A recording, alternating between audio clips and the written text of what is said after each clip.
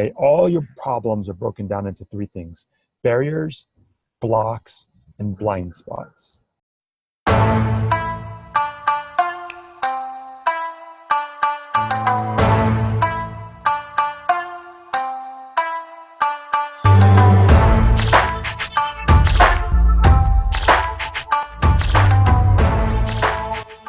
Hello, everyone. Welcome to the Fail Fast podcast. This is Quin, and with me today, we have an entrepreneur that's been in business for over 20 years.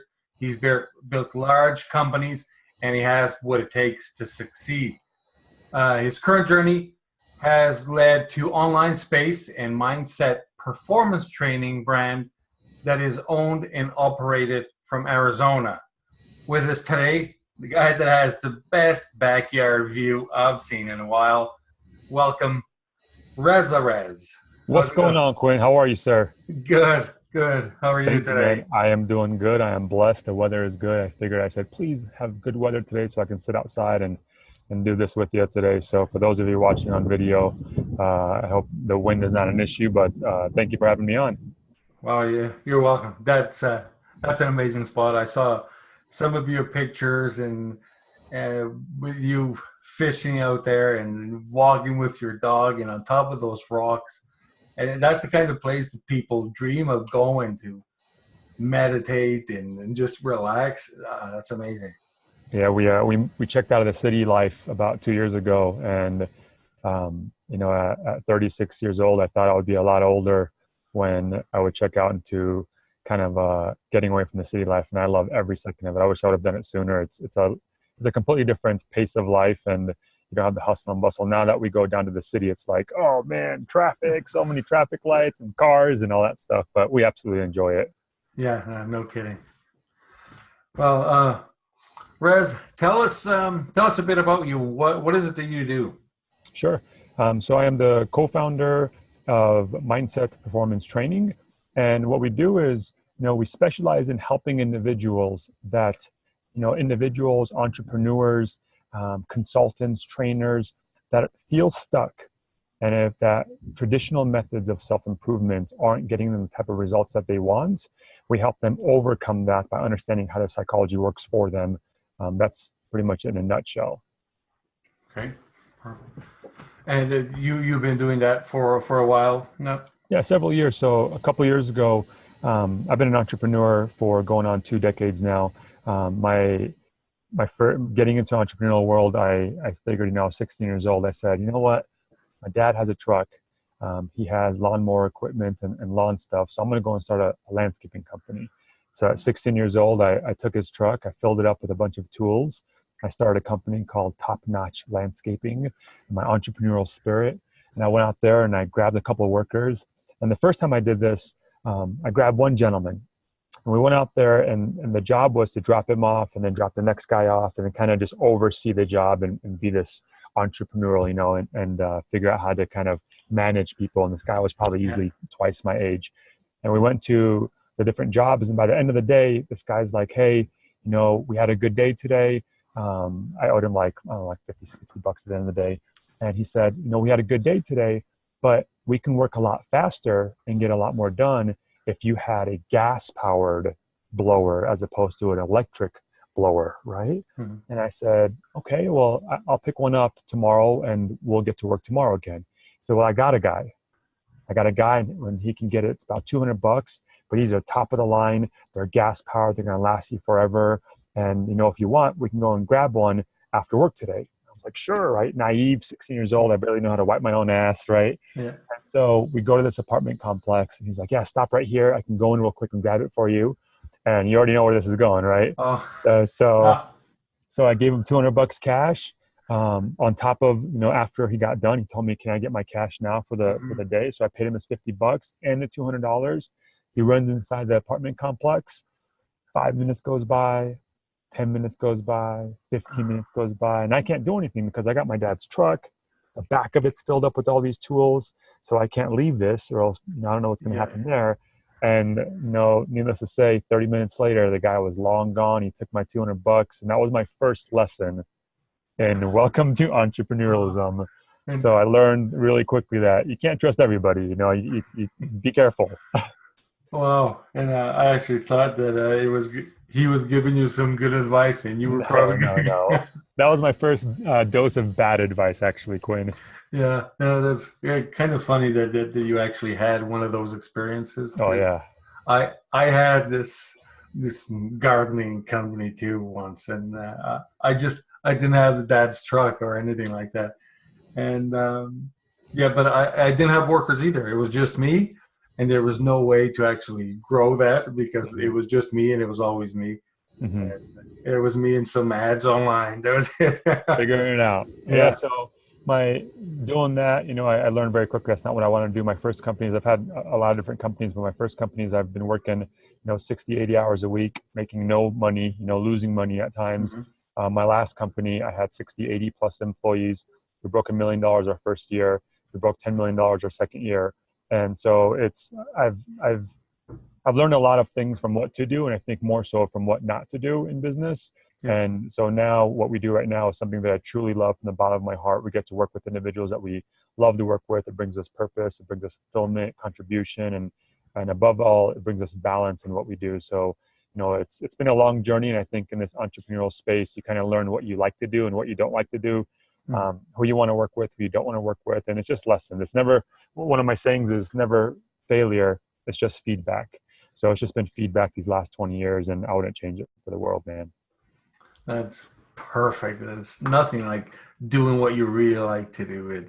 And when it's a passion, actually, you don't consider it work, right? You could be Right. doing it 20 hours a day, and it's not work. It's just doing what you want, doing what Yeah. you love. So in those 20 years of businesses, what you must have had a ton of failures. Yes. Is there any in particular that you want to share with Uh, us? I mean, I think all the failures kind of lead to the next chapter in life, and we want to kind of learn from the last chapter. And all of us are trying to write the best chapter, the best book we can, and we're going to have all different types of chapters, right? Exciting ones, up, down, left, right. But the one that I think has landed me where I'm at today, um, you know, after having a company about 60, 80 plus employees, we're doing six figures in payroll every couple of weeks, a lot of movement in the company. I thought to myself, I'm not happy doing this, right? It's a lot of movement. I'm busting my butt 8, 10, 12 hours a day. I'm working around the clock. I'm worried about not 60 to 80 individuals, but they have families and we have to support them. And at the end of the day, there's questions and issues that come up with all that. So I sat there one day in my office. I distinctly remember when it was. And I sat there and it was just one after another, just knocking on my door, like, this is the problem. What can we do? This is the problem. What can we do? And I thought to myself, I'm not happy doing this, right? Like, I dread coming to work. As much as I love doing what I did with people and humans, the work was very draining. So I said, if I wake up tomorrow morning, and what would it take for me to wake up and just do the happy dance every single day? Right? What would I be excited to? Same thing that you touched on, Quinn, which is, if you're doing something that you love, you wake up and you jump out of bed. You don't need coffee. You don't need 5-hour energy. You don't need all these different. You're excited doing it. So what would I love to do if I can wake up tomorrow and do absolutely anything? And I kind of thought to myself, I love developing people. I love developing processes. I love developing businesses, especially if I can help a business get to a level, or individuals get to a level where they never knew they even existed. Mhm. So naturally what I did is I thought to myself, I've been in business for 20 years. It comes down to either a product or a service. I don't care what you do. It comes down to a product or a service. So I figured I'm going to get into business consulting. So I got into business consulting just like the TV shows. You would go in, what do you got going on?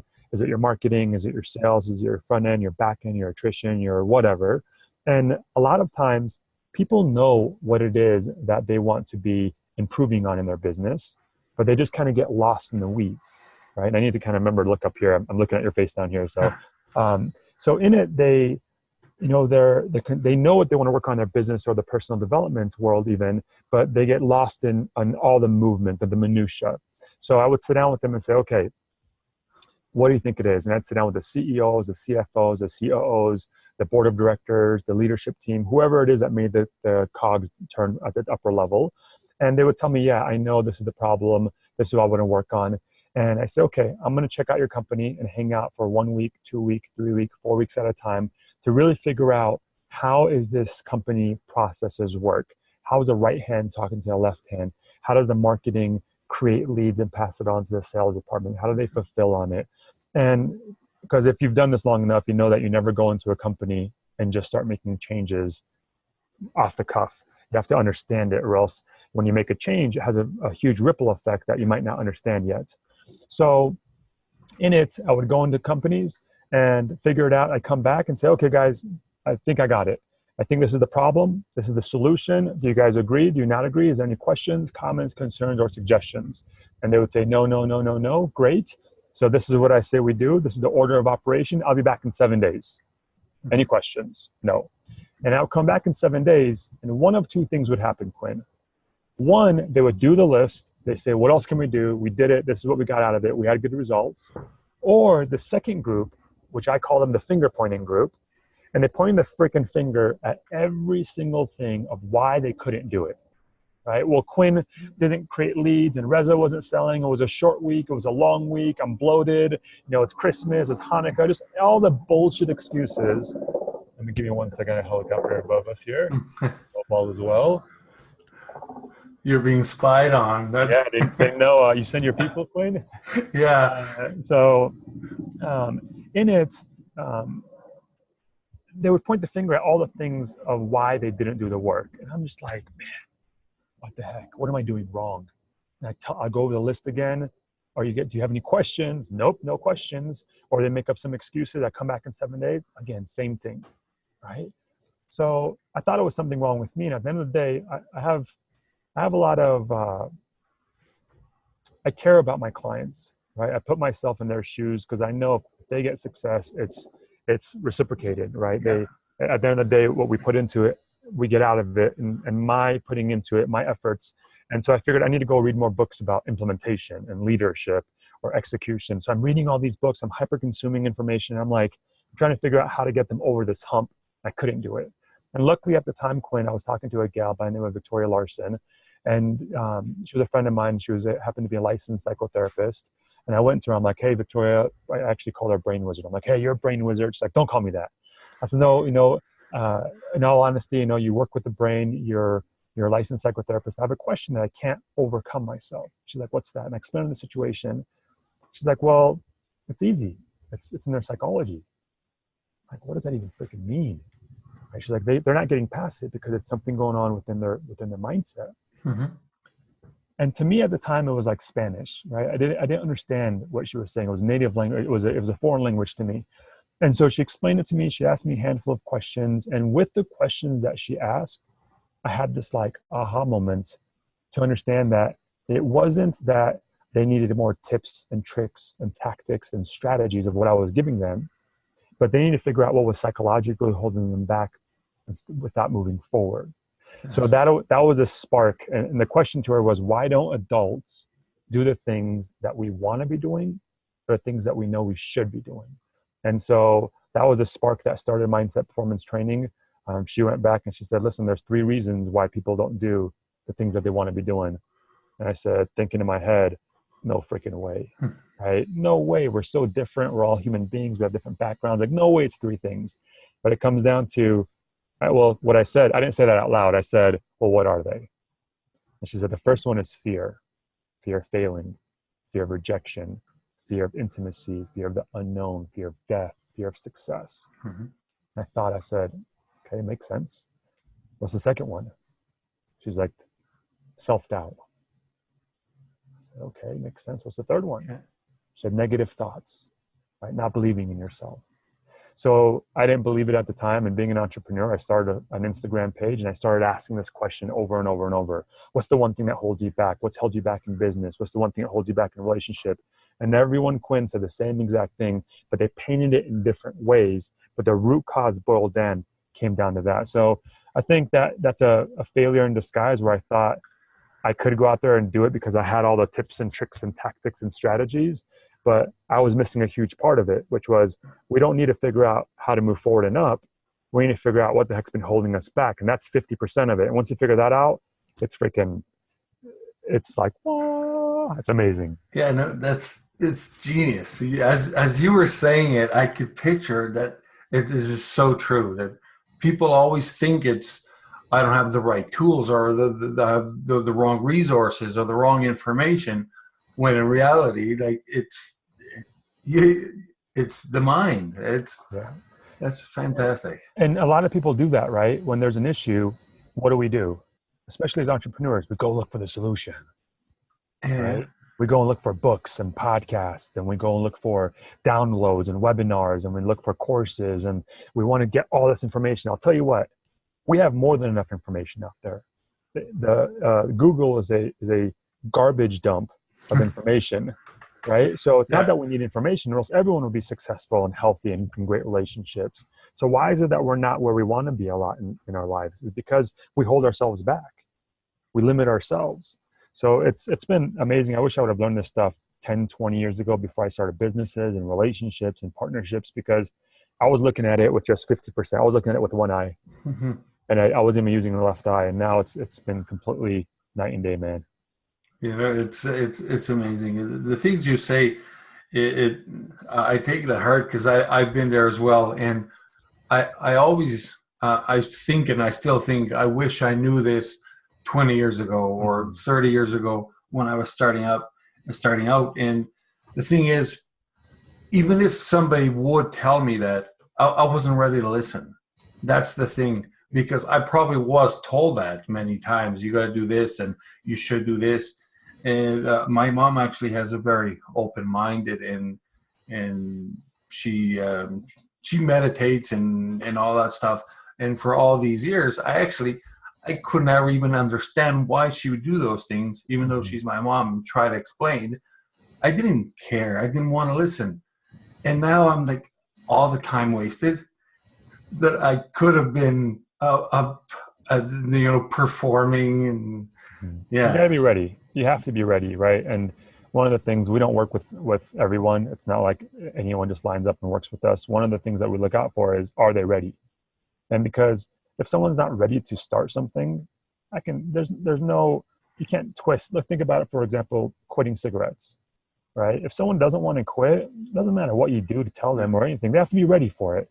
And it's one of those things that I think when we're in our 20s, we're chasing this sparkle, right? We're kind of practicing our flap and our wings, and we're seeing if it works or not. We're not, I want to say everyone's partying, but you're going out there and you're chasing this sparkle.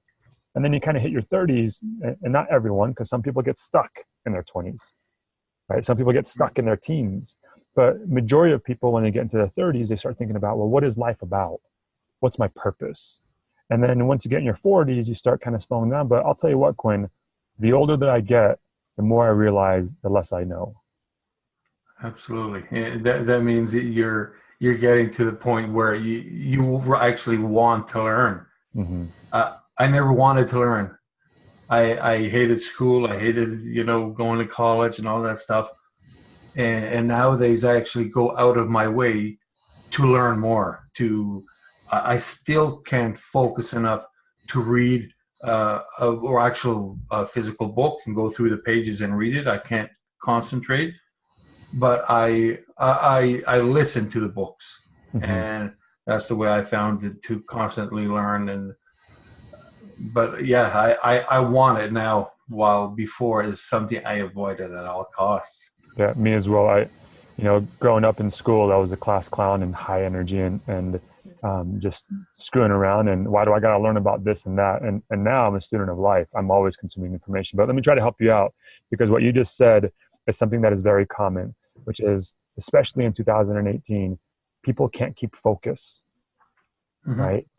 And the reason for that, and it's going to make a lot of sense, is because with Facebook and Instagram and Twitter and Snapchat and all these different social medias and even TV, if you think about it, it's just always consistently, that with that scroll, that thumb scroll that everyone has, it's just constant information. So our brain actually gets conditioned to get a bunch of, we want that stimulation.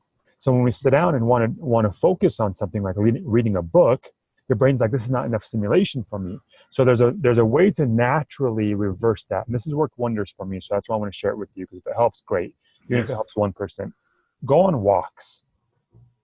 Okay. Go on walks and not with your phone, not with music playing, but just regular old fashioned walks. And the reason is because when we're walking, the scenery is going to be changing very slowly, right? We don't have commercials popping up and all this Yeah. stuff. So as it's changing slowly, it's going to actually reverse that stimulation over and over and over. When you wake up in the mornings, don't jump on that phone. Have an Yeah. hour of your alone time before you go to bed. Don't do that because we're conditioning ourselves to want that. So I hope that just helps, and it does work because it's worked wonders for me. It will for sure. Because I actually, because I'm aware of my focus situation, I'm trying to fix it. Excellent. So I don't touch my phone the first hour of the day or the last hour of the day. I don't. Beautiful. I actually set a schedule so for when I will check emails. I check emails twice a day, sometimes three times a day, and it's according to the schedule because I do run several businesses, so all emails come into the same Yeah. folder. And Emails are the emails are the devil, man. I know.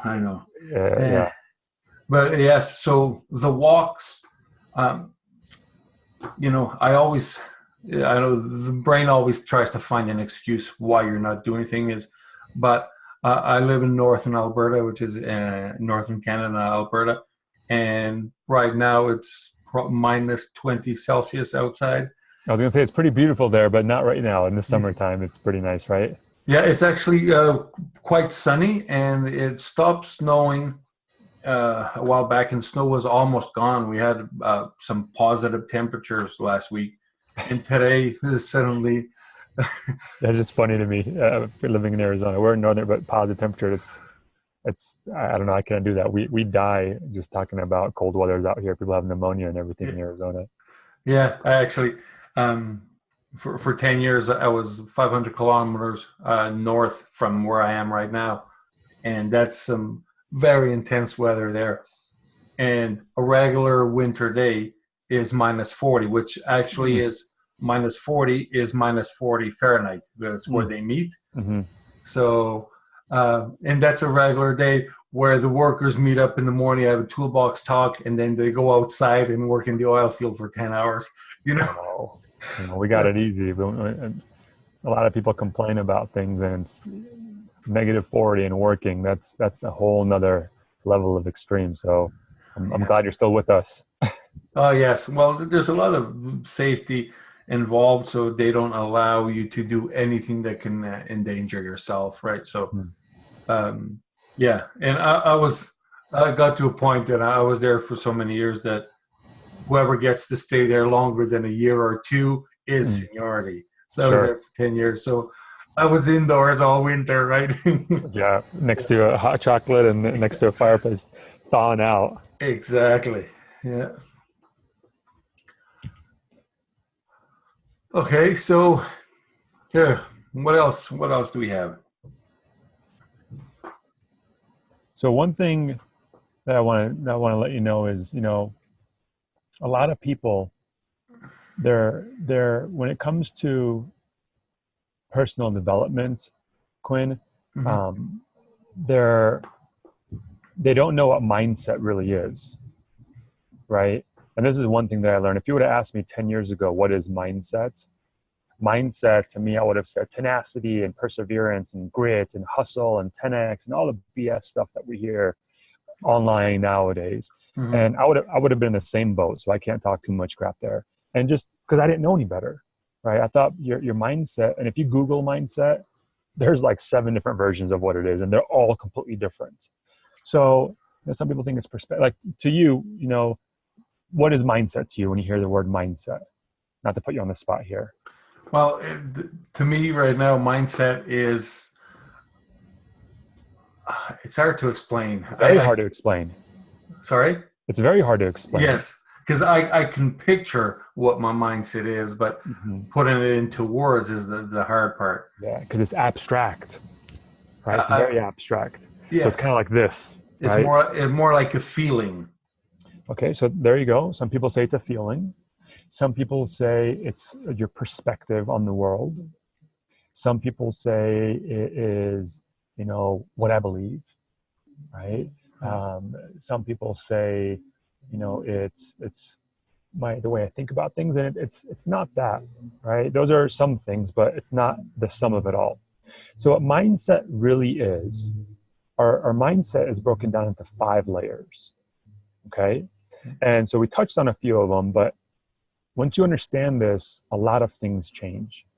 So the first layer of our mindset is our thoughts. Okay. So that's the voice in our head.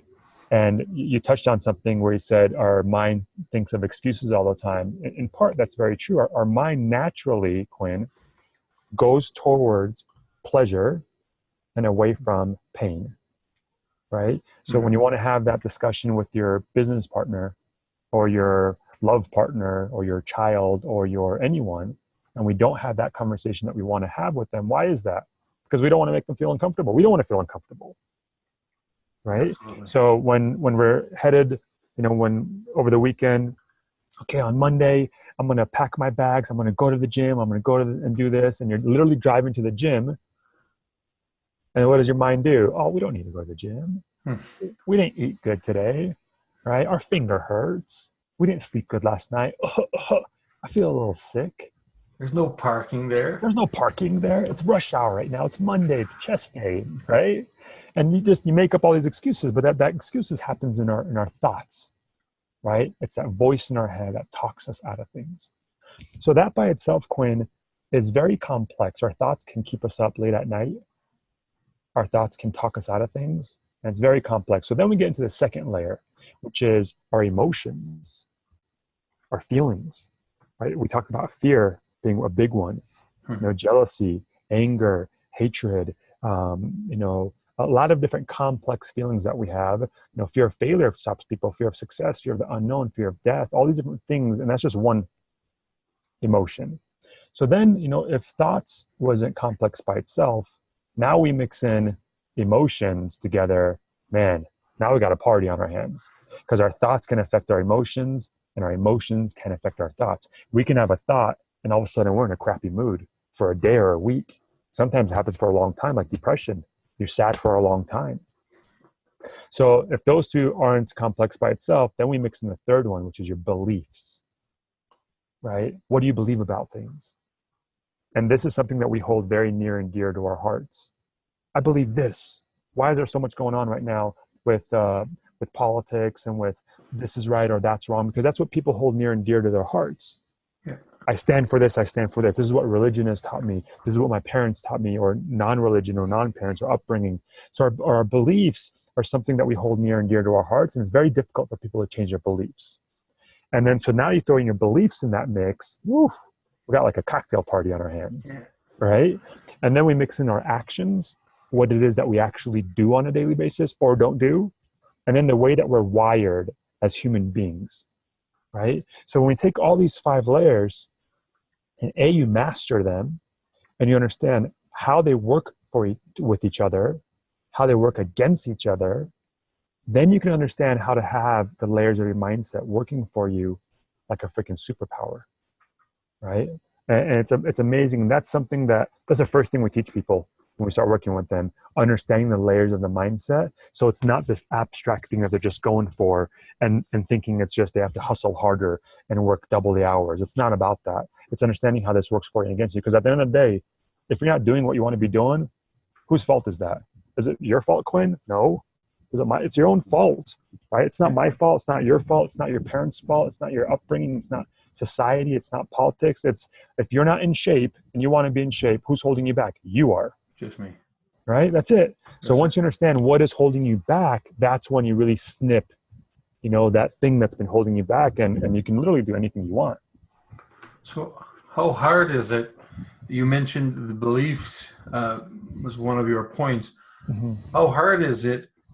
Because I can picture somebody that believes something to be true. How can we change their minds? For instance, I lived in Europe many years.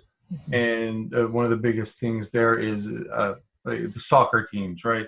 So if me and my friends, I was never fanatic, but I cheered for the team that my dad liked. Right. Right. So I grew up like that. And so I cheered for his team, but I didn't care for it.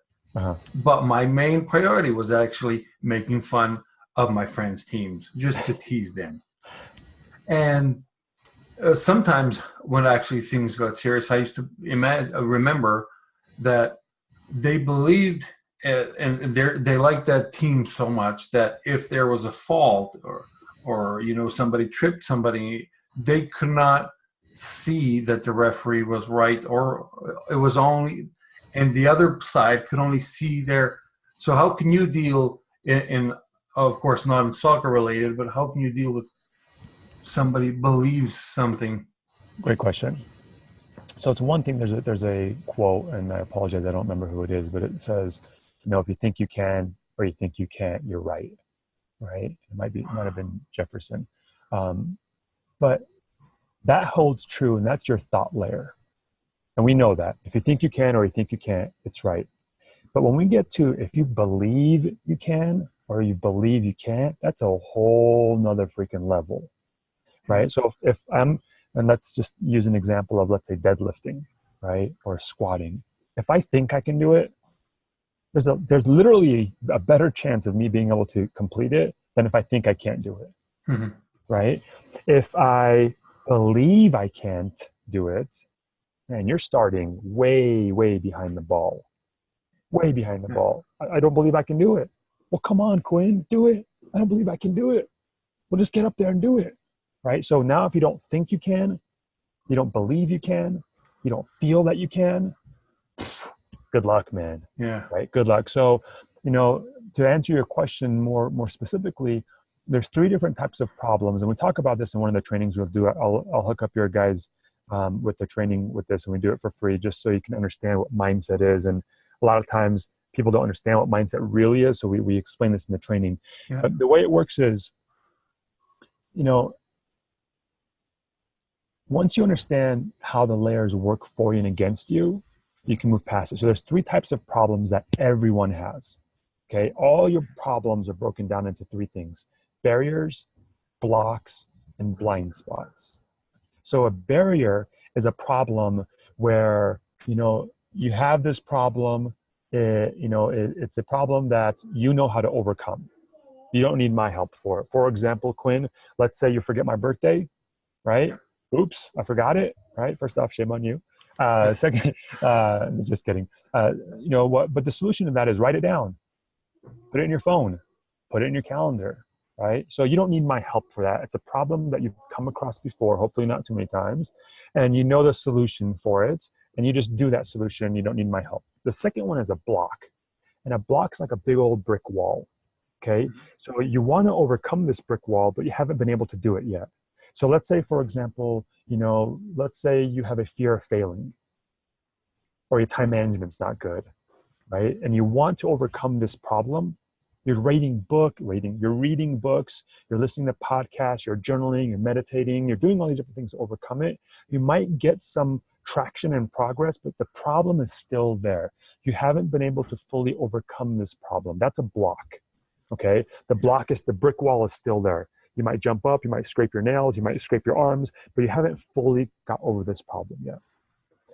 The third one is the one that causes a lot of damage, which is a blind spot.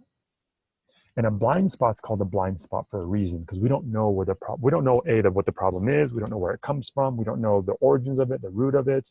So in your example, people are just turning a blind eye, I think, is a better example than a soccer game, because it's not, they're just probably drinking and having a good time, and they don't want to believe that it's their home team. And even when they watch the replay, they're still arguing, come on, ref, did you see it? But in real life, like, Quin, I've tried everything. I've read books, I've done journaling, I know my time management, it can't get any better. Like, I don't know where it comes, like, that's not the problem. And a lot of times when we talk to people, the problem that they talk about is the surface level problem, right? Mm-hmm. What they feel, the symptom of it. But once we dig in a little bit deeper and get to the root of the problem, we understand where it comes from, so we can attack it at its root. So a good analogy is like, if you break your knee, for example, if you break your knee, some people, if you go to a kid or someone and they wrap it up in a bandage, they might think it's going to feel good. If they put a Band-Aid on it, they might think it's going to feel good, but it's not. You gotta go inside and fix it at the root, because if you don't fix it, what's going to happen? You're going to have hip problems. You're going to have ankle problems. It's going to mend the wrong way. So our mindset is the same thing as our physical health.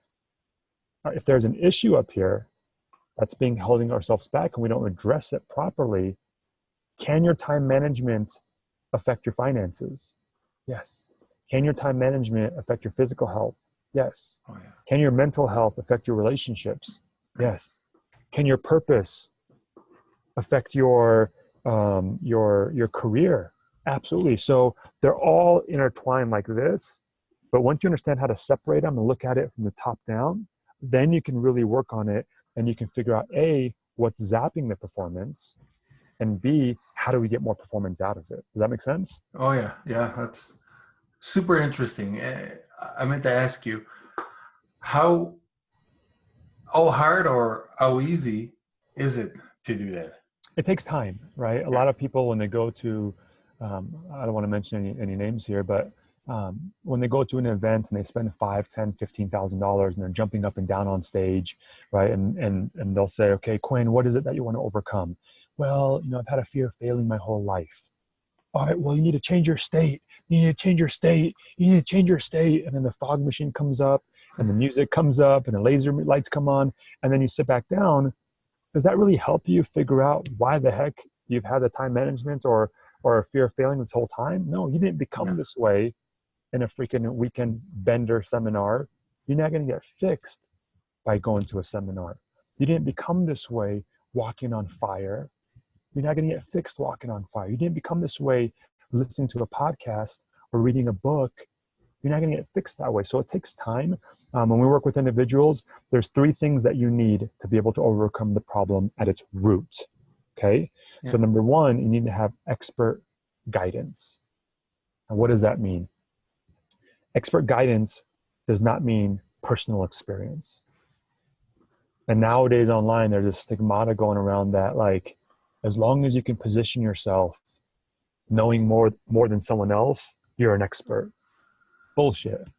Excuse my language, right? And a lot of people are like, well, I was in a crappy relationship. Now I'm in a good relationship, so I'm a relationship expert. Oh, you're not. You're in a bad relationship, man or woman, right? Or you got these 26-year-old, 27-year-old kids and even 30s, and saying, I'm a life coach. I got nothing wrong with any person, any human being that is trying to help out another human being, whether it's in their life, in their relationship, shoveling snow, whatever, right? More power to you. But when you claim you're an expert in something that you're not, I got a problem with that. I got a big problem with that because we see this all the time. We see people that go to someone. I went to a life coach and what'd you go for? We just did an interview with a gal inside of in our Facebook group, the Art and Science of Mindset Mastery. And in there, when we work with individuals, we really get deep into what they've done, what they haven't done, what's worked, what hasn't worked. And she went to someone, and the only reason I'm sharing this is because she shared it with me on a live interview. She said, I went to a coach. And I said, well, what's their background? She said, well, they work with a lot of entrepreneurs. I said, I know, but what's their background? What's their training? Well, this guy worked with a lot of athletes. And when they're beating around the question, I know they don't know, right? And I said, well, what did you go there for? What was the thing? What was the problem with the issue or concern you were trying to overcome? She said, well, I've always had self-confidence issues. And I went there because I wanted help with my self-confidence. Well, how'd it go? She said, awful. What happened? She said, halfway through his course, this guy pulled me aside and literally started yelling at me and raising his voice because I wasn't having the level of progress and the results that other people were having. And I was going to mess up his stats.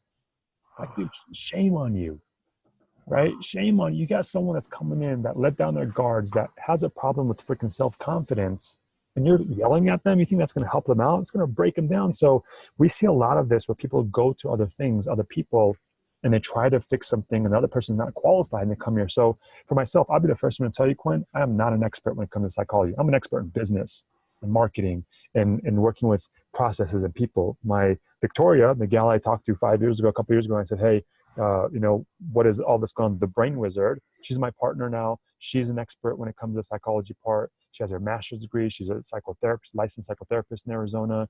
She Yeah. helps other clinical, she's a clinical supervisor where she helps other therapists get their licenses. She's been doing this for 10,000 plus hours. Like, this is what she does. So when people come in, they have to work with an expert. And to add to that, if someone goes onto YouTube and they watch an expert, let's say a psychotherapist or a mechanic or whatever, right? There's value in learning from an expert, but that's not enough. Information alone is not enough. Yeah. And so what you need is a secondary part, which is understanding and being able to ask questions, getting genuine support. So if Victoria just told me all this stuff and she just preached and I didn't have an opportunity to ask questions, I don't know if I'm doing it right. Am I understanding it right? Am I understanding what you're telling me? Am I answering the questions right? Like, am I getting this right? So a secondary piece of it is you have to have genuine support, real, authentic, genuine support. And then, so when you have those two things, great, but you also need a third thing, which is you got to have accountability. You have to have accountability. I know for yourself, Quinn, you're a grandmaster Amazon seller, right? So if I were to listen to you and you just tell me, hey, this is what you need to do in Amazon, but I couldn't ask you any questions, yeah, I'm going to learn a lot by hearing you, but it's going to be a whole nother level if I can ask you questions, Yeah. right? And it's Over the shoulder. yeah, like literally it's shoulder to shoulder. And it's going to be a whole nother level above and beyond that if you're going to check up on me every single day, right? And make sure I'm doing the work. So those three things, you have to have expert guidance, genuine support, and accountability, right? You have to have those things. And if you don't, and if you think about it, if you're not where you want to be in life, it's probably because you didn't have those three things growing up in anything, right? If you're not where you want to be, did you have expert guidance growing up? Did you have support? Did you have accountability? And if one of those things are missing, it's not going to be the same as if you had it in the first place. Does that make sense? Oh yeah, absolutely. So there is a process to it. It's not just you're going to download a PDF and then all of a sudden you're Superman. There's a process. We didn't become this way overnight. There's a process to unwind. When we work with individuals, it takes us 8 weeks. And we're very, very, very, very hands-on the way we do it. We're with them on a daily basis, on a weekly basis. We're checking their work. We're making sure we're helping them identify the barriers, the blocks, and the blind spots, or else it's a blind spot for a reason. Yeah. Those are amazing points. I'm interested. I'm gonna hopefully try to learn a bit more, and I'm gonna start doing my walks, just like you said. Yeah, man. And I don't mean to preach to anyone. Like, if it speaks to anyone, awesome. If it helps one person out, awesome. You know, I'm a place of, I don't know nothing, right? I told you when I started, the older that I get, the less I know. And I'm not here to tell people you should walk, or you should meditate, or you should work out, or you should breathe right. I think all those things are excellent things to do. Don't get me wrong. But what I'm here to say is the thing that you're not doing, that you want to be doing, let's get you doing that, right? I'm not telling you what to do, but the thing that you want to do, Quinn, or whoever's listening, and you're not doing that, well, why is that? So if we get over that, then you're like, you know what, I'm happy. Does that make sense? Oh yeah. You know, a lot of people come to us and they say, I want to be happy. But what the heck does happiness mean? Right? What does happiness mean? Happiness is different to you, Quinn, right now than when you were 18 years old, I'm sure. Yes, it's not Right? even comparable. Yeah. You know, happiness is different in Jamaica and Jerusalem and Japan and Hong Kong and East Coast and West Coast, and freaking happiness was different when you were at 40 degrees underneath, right? 40 below, 40, you know, it's different. It changes. And I think because we are in the business of happiness, I've broken happiness down to 3 things. And I want you to let me know if you agree with me or not. Okay? Okay. Number 1, you are happy when you are progressing in one or more aspect of your life that's important to you. So for you, let's say you want to have better time management. That's what's important to you, Quinn. Or you want your purpose to get better. Or you want your finances to get better. Whatever is important to you. And you're able to make that happen. You're walking around like, oh yeah, life is good. I'm Quinn. Get out my way. Life is good, right? Because you're able to do what you want to do. Do you agree with that? Of course, yes. Great. The second part of this, the caveat to this, is that you won't be happy. You will be borderline freaking miserable not you, anyone, if you cannot overcome the thing that you want to overcome. So let's say you have an anger issue. Let's say you can't align with being authentic to yourself. Let's say, you have a fear of failing, whatever. And you want to overcome that, and you're busting your butt, you're reading books, you're listening to podcasts, you're doing all these things, and you want to overcome it, but you still haven't been able to do it. It's a block still. That's going to keep you from being happy. Do you agree with that? Absolutely. Okay, cool. Yeah. The third one, my friend, this one sometimes stings. And it's this. You will not be happy. You will be borderline miserable. Not you, anyone.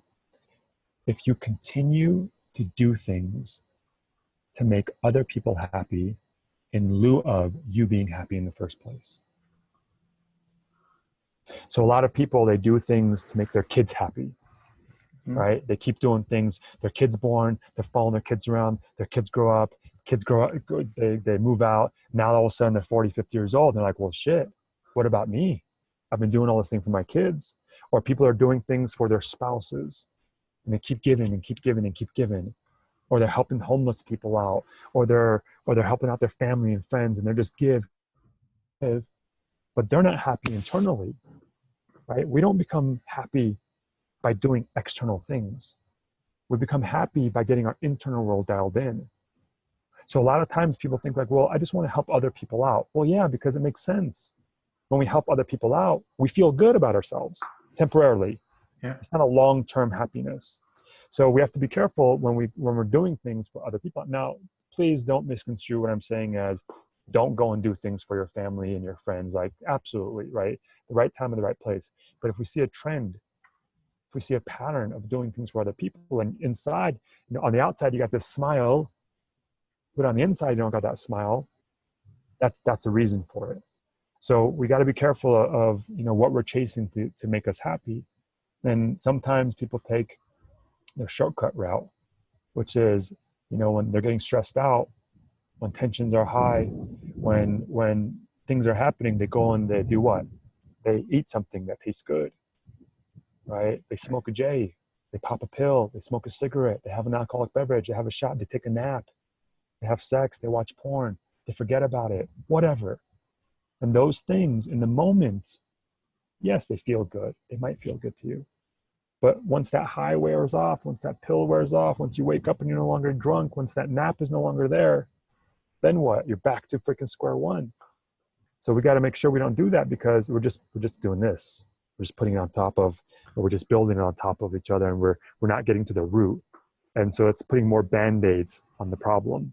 Whereas just get to the root, man. Get to the root and let's solve the problem. Let's fix that broken knee at the root, and you don't have any problems anymore. Yeah.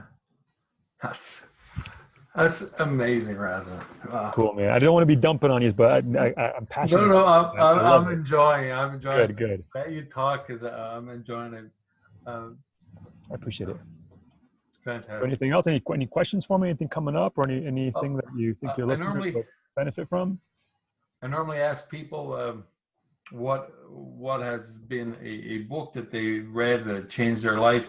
Actually, I'm tempted to ask you, when are you going to write a book to change other people's lives?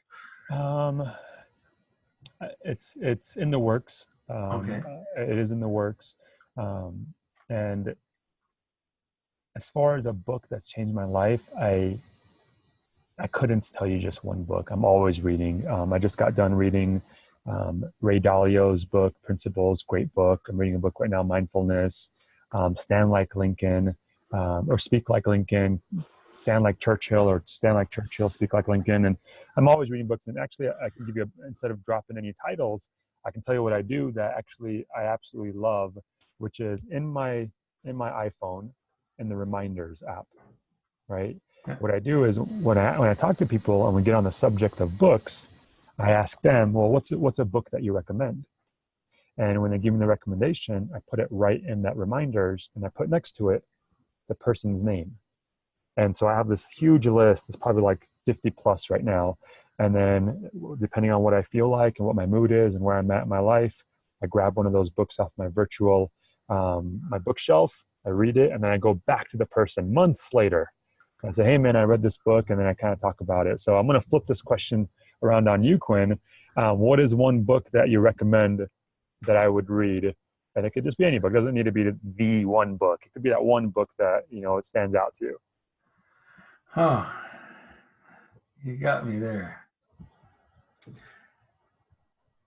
So what I'm going to do is, in that case, I don't know how much you read, and a lot of people have read this. I'm probably the one that got late to it, and is nine habits of highly successful Successful people. people. Yes, I've read that. Great book.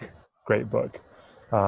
Yeah. So anything Napoleon Hill, anything he does is great. All the greats that have written books. Extreme Ownership was a great book. Mr. Jocko Wilkins wrote. But yeah, I'm a student of life. I'm always reading, and I'm always trying to take. And I don't read any books about wizards and freaking fiction, and it just doesn't fill up my cup. And not to say that I know a lot of people get benefit out of it, but I want something different than that, and it's just the way I'm primed. I have a kind of a addictive personality, and so I aim it towards the things that are going to help me out and benefit me. And I do my morning rituals, I do my nighttime rituals, and that's when I read, and it just works out for me. But it's not that one book that ever sticks out to me. Yeah. They're all great. You mentioned your rituals. You want to touch on those? What is your morning ritual? Sure. So, and I know we got into this, and I don't know where the conversation is going to go. I said let's kind of ad lib and go anywhere, but absolutely, my morning rituals. I do three things. I do my brain training, I do my body training, and then I do my my business training. Okay, so I break it up into those categories. And so when I first wake up, for my brain training, I do, number one, I set an intention for the day, right? And I visualize how I want the day to go. I do a 10-minute active meditation. I have this device, you guys can look it up. It's called Muse. It's a headband that you wear, and it actually measures your brain activity. And so it tells you, it's pretty cool. Just look it up on Muse meditation headbands.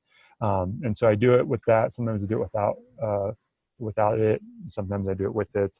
And then I try to read for, 20 minutes, 30 minutes, 40 minutes, depending on what I'm getting into and, how it's doing for me. And then I get into my journals. And so I do this all digital. I used to have, paper stuff, but I think digital, I can't make any excuses. I don't have it. It's always on me no matter what. So I do three things that I'm grateful for or thankful for in the mornings. I do three positive affirmations or beliefs or brags or I'm awesome because of this, right? Just things that's going to build me up. And then, I do three things that I need to kind of confess or acknowledge, release kind of negative beliefs that I have about something. And those don't come up as much anymore, but I have an avenue for that as well. And then that's my brain training. And at the end of the day, right, I have a commitment to mastery. And mastery, I think, in anything that we do is when it gets really good. And mastery is, you got to show up like your freedom is on the other side of this. And anything that you do, in your business, in your life, in your relationships, if you knew that you had to go and fight for your life, right? Like back in the day, Gladiator, right? One person walks in, and one person dies. How would you show up to that? Right? How would you show up to that? You don't half-ass it. You don't dabble in it. So if we live life like that, I think everything changes. So, your freedom deserves your total commitment. Your clients deserve your total commitment. So then I think about what beliefs do I need to be able to get me there. And then I kind of have, affirmations that I go through, and it's just short and sweet of how I want to be. So that's my brain training. And then I get into body training. Growing up, I was a wrestler of 7 years. I beat my body up and no longer, lifting heavy. So I just kind of go through some old man training that I call it, right? Just making sure everything's working still and shoulder rolls and all that stuff. And I get into kind of my business training. which is, what's my goals? What's my weekly goal? What's my daily goal? What's my monthly goal? My quarterly goal? And my yearly goal? And this stuff happens very quickly, right? I just kind of glance at it. It's in my calendar. I have about 30 minutes. I just glance at it, and that's my morning. And then nighttime, I just kind of slow it down. I get off the computer. I get off the phone. I read something. I try to do it on paper copy so my eyes get tired, and then I wrap up the night. And that's what I do. It's nothing fancy, but it just works for me. I think at the end of the day, you want to set yourself up for success. A lot of people, I want to be a morning person. Well, listen, if you're not a morning person, quit going uphill, right? Quit going uphill. If you wake up at 9 o'clock and that's when you operate, and you want to go to bed at midnight, do that, right? And I hate these people that are like, oh, you got to wake up early. 4:30 in the morning is when you got to get up. No, man. If it doesn't work, have you noticed that it keeps getting earlier and earlier when you see the motivational people that, oh yeah, you have to get up at 3 o'clock in the morning. What? Yeah. Early used to be 5. Have you heard of the book Extreme Ownership by Jocko? No. So he's a, and I love the guy. I don't want to talk any crap. I absolutely love the guy. And so he's just this mean. He just sounds like this. And he's a Navy SEAL. He used to be an officer in the Navy SEAL. And he's a badass. The guy's a freaking badass. You look at him and you're like, you don't want to mess with this guy. Yeah. And so he wrote this book called Extreme Ownership. Great book. He has a podcast, great podcast. But the reason I bring him up is because on his Instagram page, the only thing that he does is he takes a picture of his watch every morning, and it's at 4:30 in the morning. And if he wakes up at 4:32, he didn't get after it, right? And it's awesome because he's so on it, and that's his time. But it works for him, right? Yeah. That works for him. It doesn't mean if you start waking up at 4:30, life is going to be freaking peaches and cream. That's not the way it works, right? So the only thing I say is it's lifestyle by design. Design your lifestyle to what works for you. If you have 4 kids, it's different than someone that has no kids. If you have 6 dogs, it's different than someone that doesn't have any dogs, right? If you live in northern Canada, right, it's different. It's just different. So you can't mimic what other people do. You got to stay true and authentic to yourself and what works for you, and keep doing that. Life is all good, and keep refining yourself. 1% better. What did I learn yesterday that I can refine my process today? We're not trying to change the world overnight. You're not going to lose 50 pounds and put on 60 pounds of muscle and make $1 million overnight. It's not going to happen. Surprise. So just refinement game and enjoy the process, enjoy the journey. And I think that's all I got for you, sir. Awesome. I love that 1% growth. It's so awesome that 1%, if you try to go for the 1%, 100 days from now, you're doubled. Yeah, right. There's a method called a Kaizen, Kaizen, the Kaizen method, and the Kaizen method is all about that, which is, and you can look it up. There's a Japanese it has Japanese origins, and Toyota used it for their production line. When it says you don't want to try to change things 5, 10, 15, 20%, it's 1%, and as long as you keep doing that, it's a lot better than trying to, if you try to change 20% better in one thing and you're not doing it, oh crap, I failed. Right? And so Pat Riley, Pat Riley he's like an amazing coach. He coached Jordan and Pippen when they became Michael Jordan, when they became champions and all that. So he's a world-renowned coach. And he says, when people come to me, I teach them the basics, how to put on your socks the proper way, how to put on your shoes the proper way. And when you shoot your free throws, when people come to my team, I don't tell them, come on, Quin, you need to shoot 25% better. You suck. It's, hey, let's just make you better by 1%. Because it's very easy to get that 1%. And when you do that, guess what? Great job, Quin. Excellent work. Let's do it again. But if you don't get that 25%, what works? Oh man, I'm a failure. I suck. I didn't do it. I'm letting my coach down. So it's a very good philosophy. I live my life by that very heavily. It's a cool thing. Look it up. It's an amazing concept and ideology, I believe, or theory, or whatever they call it. I wrote it down, and I have a few things. And the other day when we were talking, I have another thing written down. A movie to check out. It's not related to this, but it's the Idiocracy movie. Yeah, that's a whole other story. Yes. Okay, so if people that are listening to us, if they want to find you, where can they find you? How can they Sure. talk to you? The best place where we hang out the most is on our Facebook group. It's called The Art and Science of Mindset Mastery. So if they just look that up on Facebook, if they're not on Facebook, Quinn, I'm a little bit hesitant, but I'm not, because I'm just a real person. They can always send me an email as well. If I can help any single person out, by all means, send it. My email is Rezza@mindsetperformancetraining.com. If I can help you out, great. If it's just a conversation, great. I try to get back. I read all my emails. It might take me a little bit while, depending on what's in queue. I do read and write back to my emails. People emailing me.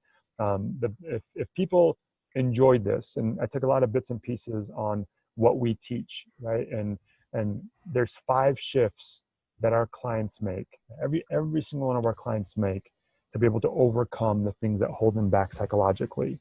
And so we do a free training within our group. So if they're not on Facebook, if there's some people still not on Facebook. If they're not on Facebook, we set up a unique link for your people to be able to get that training, and it's absolutely free.